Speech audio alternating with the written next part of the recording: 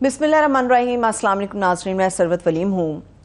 Parliament का जो session हुआ उसके अंदर सेनेटर कामरान मुर्तज़ा भी बोले, इसमें सेनेटर मुश्ताक अहमद साहब ने भी गुफ्तगू की, रज़ा रब्बानी साहब बड़े सीनियर सियासतदान हैं, उन्होंने बात की। इसकी कुछ हकीकत मैं आप लोगों के सामने रखूँगी, मगर मुझे कहने में कोई मुज़ाहिका नहीं है इस बात के ऊपर कि तहरीक-ए-इंसाफ के सेनेटर अली ज़फ़र साहब ने धोखा रख दिया। ये जुमला मैं इसलिए नहीं कह रही कि वो तहरीक-ए-इंसाफ से ताल्लुक़ रखते हैं, मगर जो उन्होंने गुफ्तगू की यकीनी तौर पे सुनने वालों को उन्होंने धोखा रख दिया। असल में जो पार्लियामेंट का मुश्तरका इजलास था उसके अंदर हुआ क्या, सारा दिन आप लोगों ने देखा वो एक ऐवान की खबरें चलती रहीं कि ये कह दिया वो कह दिया।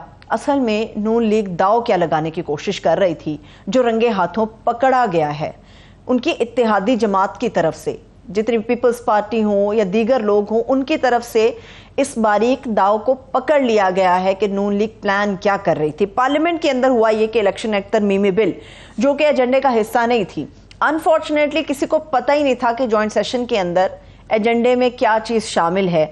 अचानक से 25 के करीब बिल थे, 54 के करीब तरामीम थी जिनको एजेंडे का हिस्सा बना दिया गया, और इसके अंदर दाव ये लगाया गया कि सिग्नेचर्स लिए जाएं कि निगरान हुकूमत जो भी बनेगी उसके पास ये इख्तियार मौजूद होगा कि वो 3 महीने के अलावा अपनी मुद्दत को तौसी दे सकेगी। और इससे भी ज़्यादा खौफनाक मामला जो तरमीम के साथ एक कानून साजी ये लोग करने जा रहे थे, नून लीग के हुकूमत, वो ये करने जा रहे थे कि ना सिर्फ तौसी बल्कि जो केयर टेकर सेटअप होगा उसके पास इतना इख्तियार मौजूद होगा कि वो बैनुल अक़वामी मुआहिदे भी कर सकेगी, दूसरे ममालिक के साथ पाकिस्तान के मुस्तक़बिल को लेके एग्रीमेंट्स को साइन कर सकेगी। एक ऐसी निगरान हुकूमत जिसके बारे में तस्वुर किया जाता है कि वो गैर जानिबदार होगी, 3 महीने का अपना वो टाइम पीरियड उसका होगा, उसके बाद वो अपने घर रवाना हो जाएगी। मगर यहाँ पर निगरान वज़ीर आज़म के लिए मनपसंद किस्म की कानून साजियाँ की जा रही हैं, अपने आप को तहफ़्फ़ुज़ देने के लिए जल्दबाजी में ये सारी कानून साजी हो रही है। याद रहे जितने भी अरकान थे, इंक्लूडिंग पाकिस्तान पीपल्स पार्टी हों, तहरीक-ए-इंसाफ से अली ज़फ़र साहब हों या फिर जमात इस्लामी के मुश्ताक साहब हो, ये तमाम लोग मौजूद थे, मगर इन लोगों को ये नहीं पता था कि एजेंडे के अंदर चीज़ क्या शामिल है। जब इन लोगों के सामने एजेंडा आया तो तमाम के तमाम लोग जो हैं वो हक्का बक्का रह गए।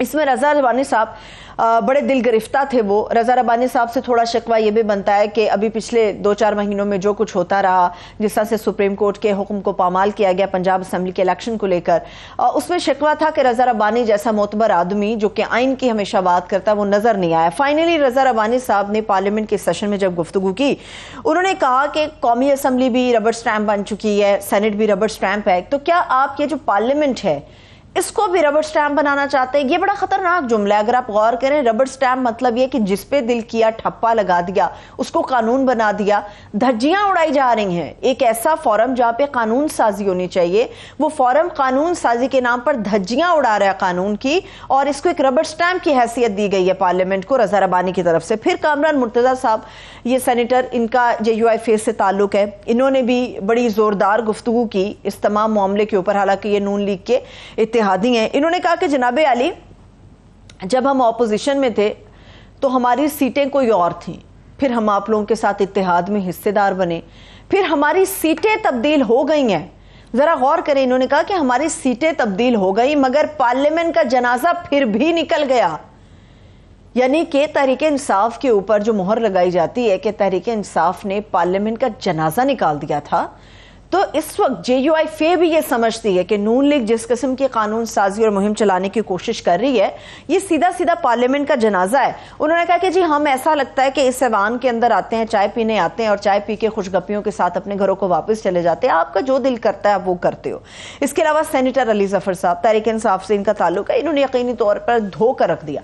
इन्होंने कहा कि जनाबे अली, जब ऑपोजिशन की कोई आवाज़ आती है तो फिर आपको समझ आता है कि क्या रवैया क्या है। अली ज़फ़र साहब ने ये बात की, उन्होंने कहा कि जनाब हमें भेड़ बकरियों की तरह ट्रीट किया जा रहा है, हांका जा रहा है हमें भेड़ों की तरह, कि मन मर्जी से हाँक कर ज़िबह करने के लिए जहां दिल किया जा रहा है, हमें ले जाया जा रहा है। पार्लियामान की कोई हैसियत नहीं है, जिसको आप लोग चाह रहे हैं कुर्बान करने की कोशिश कर रहे हैं। कानून क्या कहता है? कानून ये कहता है कि जब भी एजेंडा के अंदर कोई तरमीम करनी, कानून साजी करनी है, तो उसके लिए ایک قاعدہ ہے، قاعدے قوانین ہیں، ان کے حساب سے تقریباً کم سے کم ایک دن پہلے ایجنڈے کی کاپی ساری جو ہے وہ جتنے بھی اراکین ہیں ان کے پاس جانی چاہیے، تاکہ ان کو پتا ہو کہ بحث کس معاملے پہ ہونے جا رہی ہے۔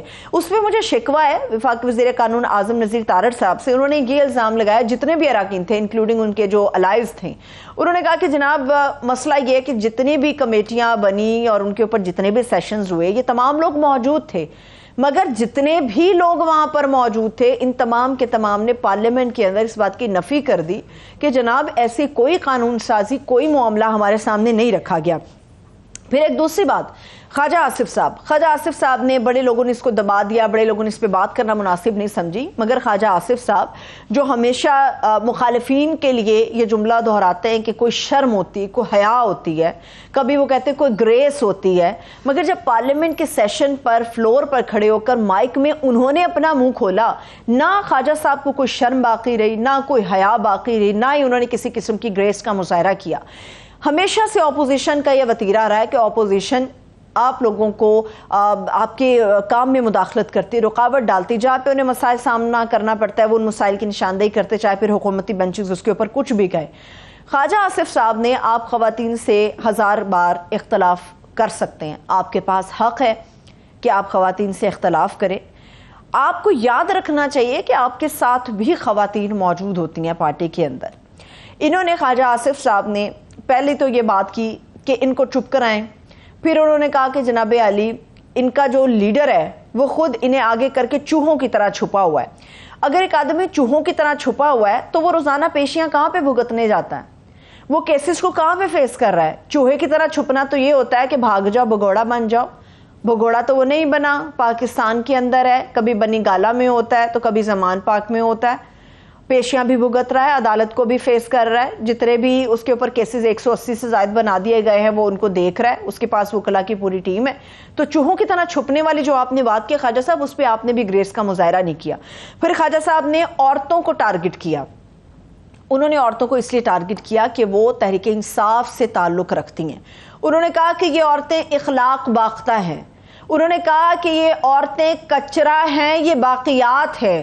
ذرا آپ کو سوچنے میں تامل ہوگا، مگر سوچئے کہ ایک پارلیمنٹیرین، ایک سیاستدان جو عوام کے ووٹ لے کر آتا ہے، جس نے پرچار کرنا ہوتا ہے دنیا میں کہ ہمارا معاشرہ کیا ہے، ہماری عکاس کیا ہے، سوچ کس بات کی عکاس ہے، ہم کیا سوچتے ہیں اپنے معاشرے میں خواتین کو لے کے، آپ ان کے بارے میں کہہ رہے ہو کہ یہ کچرا ہے، یہ کھنڈرات ہیں، یہ باقیات ہیں، ان کو یہاں سے صاف کر دینا چاہیے۔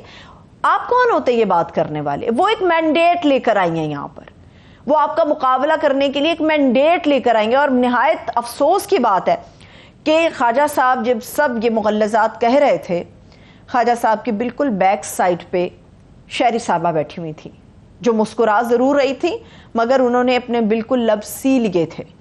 خواتین کی اس قسم کی ان کے بارے میں گفتگو سن کے انہوں نے بالکل لب کشائی نہیں کی ہے۔ تو خواجہ صاحب کو اس بات کو یاد رکھنا چاہیے کہ جب نواز شریف صاحب جلا وطن ہوئے تھے تو ایک خاتون ہی تھی جو ان کی جنگ لڑ رہی تھی، اور وہ خاتون تھی مرحومہ کلثوم نواز صاحبہ۔ مجھے اجازت دیجیے، اپنا خیال رکھیے، خدا حافظ۔